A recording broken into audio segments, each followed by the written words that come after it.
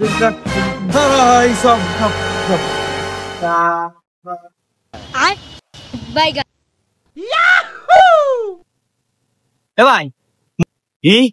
মূর্তি কয়টা ইট লাগবে?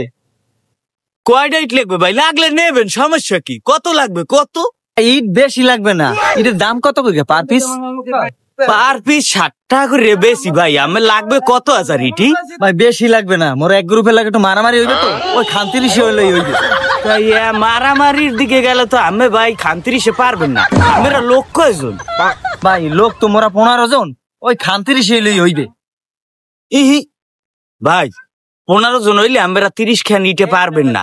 একটা কমসে কম 100 ইট লাগবে। আরে না ভাই, শখানি ইট লাগবে না, অত ইট দিয়ে করুন কি, আমার ওই 30 খান হইলেই হইবে। না ভাই কোনোদিনও পারবেন না ভাই।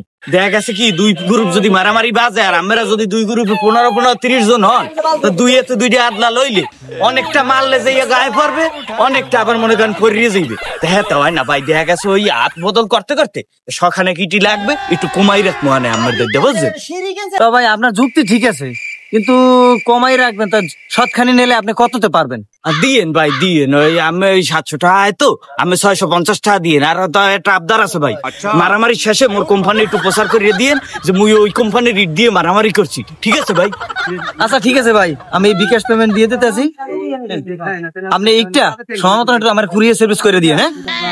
হ্যাঁ ঠিক আছে ভাই। আর ওই যে কুরিয়ার সার্ভিসের টাকাটা ওই প্যাড করে দিয়েন ভাই। ঠিক আছে? আচ্ছা ভাই গেলাম। তাই আপনার ঈদ দিয়ে জয় নিশ্চিত করে আইতে পারি আমরা।